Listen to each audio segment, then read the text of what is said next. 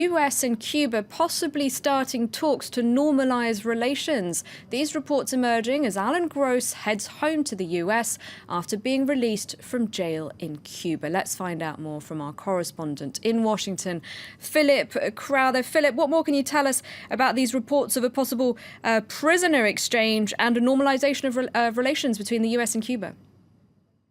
We can essentially now confirm both. Let's talk diplomacy first. This normalization of the diplomatic relationship between Cuba and the United States, that will slowly but surely happen. Simple as that. The first step is the establishment of embassies in the respective capitals. A U.S. embassy will come to be in Havana, Cuba. That is now being organized. We aren't being given an exact time frame, but that should happen pretty soon indeed.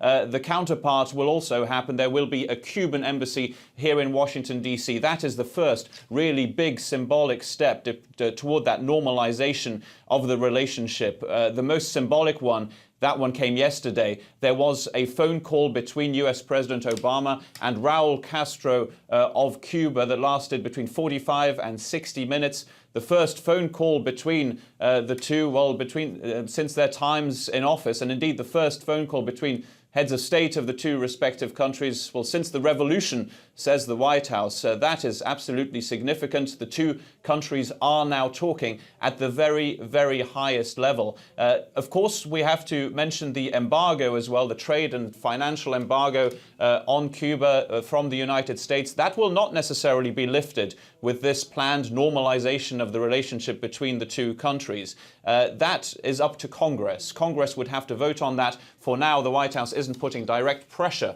on Congress to do this. But significantly, in that aeroplane that is currently on its way back from Cuba to the United States with Alan Gross on board, there are 3 US senators. They are bipartisan senators. Maybe that is a first step in that direction toward a possible lifting of the embargo on Cuba as well. It's a monumental changes that have been announced by the White House here today, some of which will still have to come to be in the next few months.